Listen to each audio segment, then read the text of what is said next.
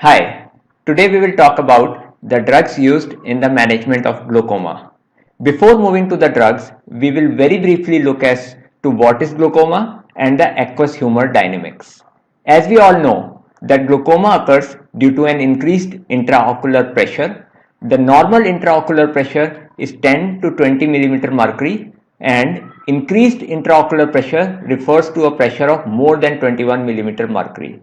Initially, glaucoma is not associated with symptoms. However, if it is not treated, the persistent increase in intraocular pressure leads to damage to the optic nerve, which may result in blindness. Now coming to the aqueous humor dynamics. In the figure, the cut section of the eye is depicted, where we have the lens depicted in pink, the iris in brown, the cornea in green, the yellow refers to the ciliary body, and the black refers to the trabeculae.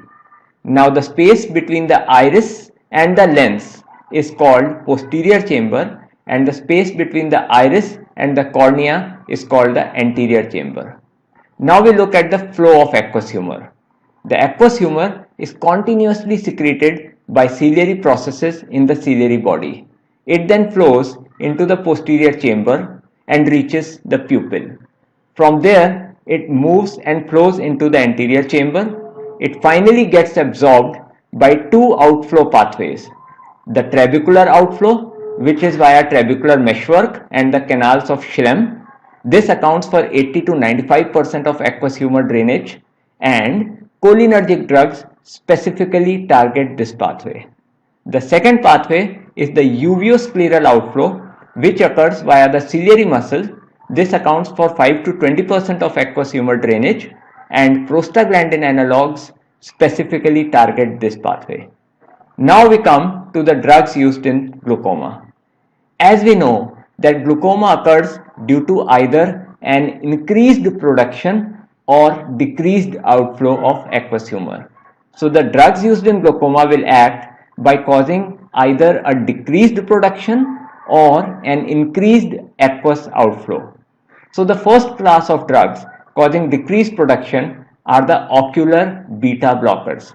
These are timolol, betaxolol, levobunolol, and cartiolol. You can remember this by the mnemonic topical beta blockers, which is appearing on the screen.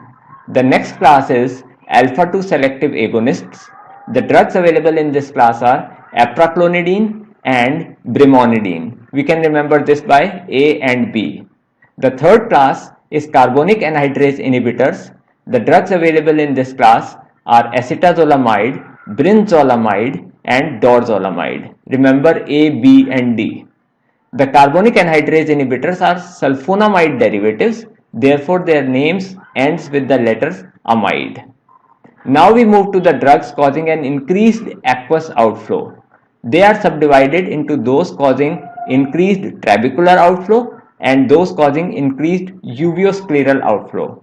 The drugs increasing trabecular outflow are non-selective alpha agonists such as epinephrine and dipivefrin. Dipivefrin is a prodrug of epinephrine. The second class is cholinomimetic drugs such as pilocarpine, physostigmine, and ecothiopate.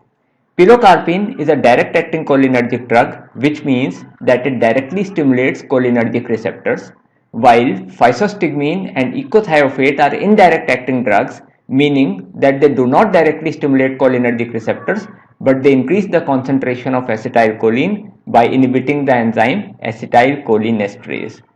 Lastly, in drugs increasing uveoscleral outflow, there is only one class. These are prostaglandin PGF2 alpha analogues. The drugs available in this class are latanoprost, bimatoprost, and tafloprost. Since they are prostaglandin analogues, their names ends with the letter prost. Now, we can make an observation which will help us to remember them in a simpler way. So the left column have drugs that decrease or inhibit aqueous formation. So from all the drug classes mentioned above, those which are blockers or inhibitors are present in the left column. The example, beta blocker and carbonic anhydrase inhibitors. So the word decrease goes with decrease or inhibit or block. Now the right column have drugs that increase aqueous outflow. So the drugs that are agonists or mimetics or analogs are present in the right column. So the word increase goes with agonist or mimetic. An exception to this that can be remembered separately is that alpha 2 selective agonists, which are agonists but they are present in the left column and they decrease aqueous formation. Thanks for watching. If you find the information in this video beneficial, do like and share, and do not forget to press the subscribe button. Thank you.